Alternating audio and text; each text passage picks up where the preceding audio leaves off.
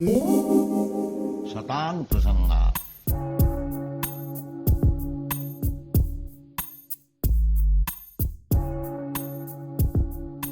Hare Krishna, dear devotees, and welcome to today's session. I pray that all is well with you and your families. So today we are moving on to the next sutra, and it reads as follows.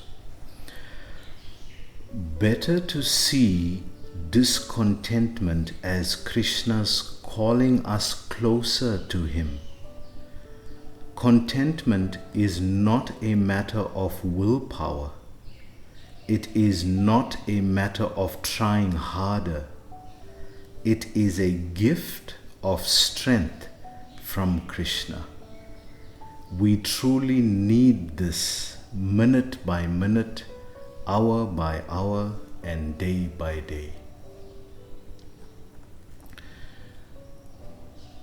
We see, according to Vedantic philosophy, ontologically the soul is a higher dimensional entity.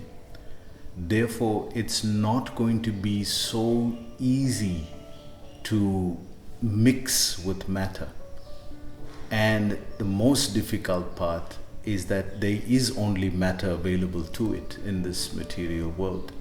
And it gets frustrated very easily by exerting itself to try to extract enjoyment from matter. And its repeated attempts become futile after a while. Therefore, frustration. Therefore, it leads to frustration. Our need as the soul to identify with something is so strong that we become obsessed with the illusion that is all around us, that this is reality. And when we start to identify with it as real, then the suffering starts.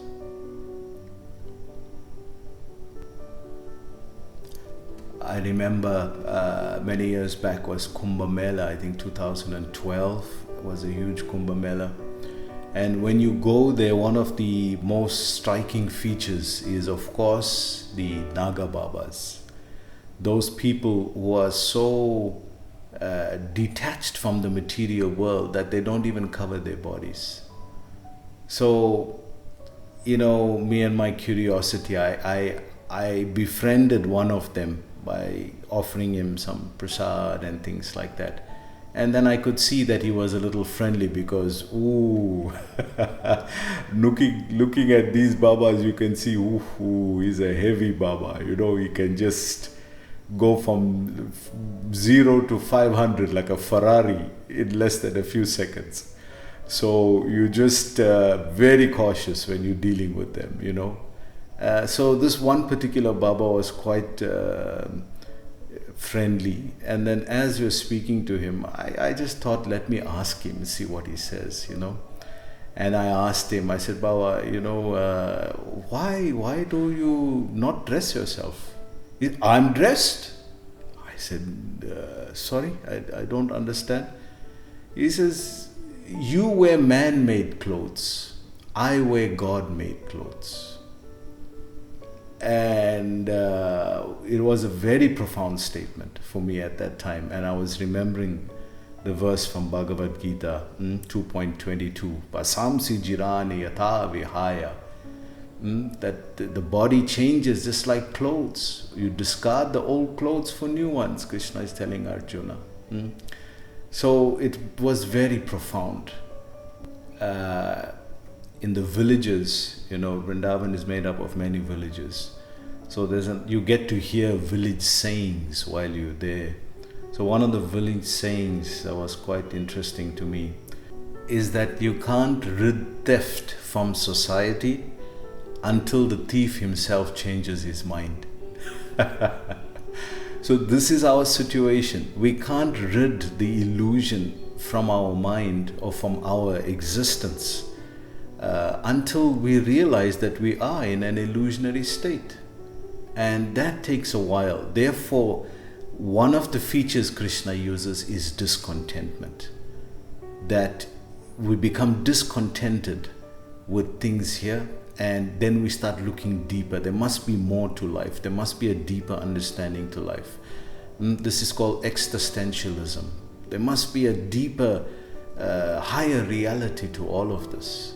And this is very profound. This is needed in life.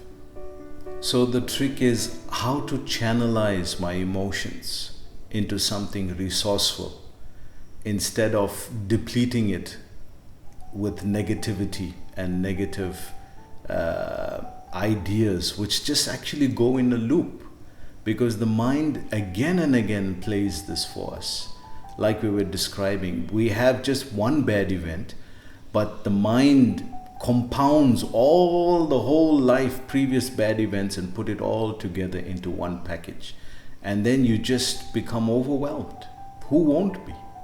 So when I was growing up, we used to watch a lot of these karate movies, young boys, very inspired by Kung Fu, Bruce Lee, karate movies. And the samurai was a very powerful person. In feudal Japan, we would see that they were fearless warriors, ready to die for their lord, their feudal lord. So how did a person attain that kind of state of being? So as I grew up, I got to understand the mindset of a samurai, because it's very similar to the mindset of a spiritual warrior. So the mindset is that he's accepted that death is inevitable. Prabhupada was asked, what do you think about the death rate in this country at that time? Prabhupada said, the death rate is same everywhere, 100%. The death rate is same. Everybody is going to die. There is no one who is immortal. Everybody is mortal. So the samurai, he's accepted that fact, and he, through affirmations, every day he convinces of himself of that fact. Therefore, because in his job, that moment could be the last moment. That day could be the last day. They live by the sword and die by the sword. So we're not living in such extreme situations right now, but the philosophy, very good. That we understand the temporary nature of this illusion and we focus more on the higher reality. So we can see that we are fixated with the idea that the change must come from outside. It doesn't have to change from inside. We don't have to change from inside. If there's going to be change, the problem is outside. And we are fixated on this fact. So where is our center of gravity? We see in challenging times, instead of rising to the challenge, we actually sink. Why? Because we don't have enough confidence in ourselves and in the knowledge that we've accumulated that it's good enough to take the next step into the unknown. In life, the more material things we accumulate, then the more we put ourselves in anxiety, because we have to defend these things. Once it's ours, we have to defend it. So we see very logically that things around us that we call ours may be yours, but it cannot be you. So once we differentiate that simple fact, then what is me? And what am I supposed to be doing? And how do I satisfy the need for enjoyment? So all of these points, Krishna is guiding the devotee towards the spiritual reality by creating situations of discontentment. So the Bhagavad Gita guides us that actual pleasure comes from the mode of goodness. The pleasure that comes from the mode of passion vacillates. It goes up, it goes down. It's not constant. But pleasure that comes in the mode of goodness is closer to the level of satisfaction. And that kind of enjoyment is based on relationships. That your enjoyment comes more from trying to satisfy a person rather than enjoy your senses. And that person is the Supreme Person, Krishna. by connecting with Him and offering everything to Him. Yat karosi, yat asnasi, yat jahosi, tadasyat, tat tapasyate konteya, yat kurusva matarpanam. Krishna says in 9.27 that just offer all these things to me. Whatever you're doing, whatever you give away, whatever you eat. So your lives become Krishnatized. It becomes guided by the hand of Krishna. And we see the wonderful examples of devotees who've done this, like Dhruva. We spoke about Dhruva Maharaj, who wanted material things, but when he saw the Lord, he says, this is all just broken pieces of glass, and you are like a rare diamond, my Lord. We see even in Prabhupada's time, in America, the hippies, they were addicted to strong drugs like LSD. And they gave it up just like that. Just the 4 regulative principles, 16 rounds, and engage in Krishna's service. And they could get a higher taste just like that. It was so incredible. These are not small things.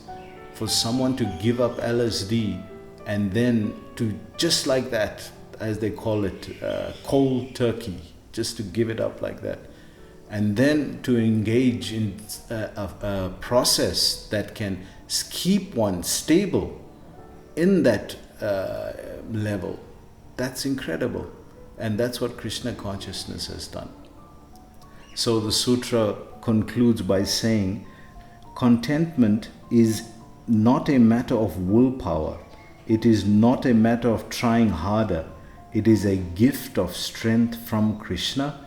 We truly need this minute by minute, hour by hour, and day by day. It's a gift that Krishna gives his devotee because he's given him the higher taste, the taste of spiritual enjoyment. And therefore, he can give up the lower taste. So I hope you enjoyed the class today. Please join us again tomorrow. Hare Krishna.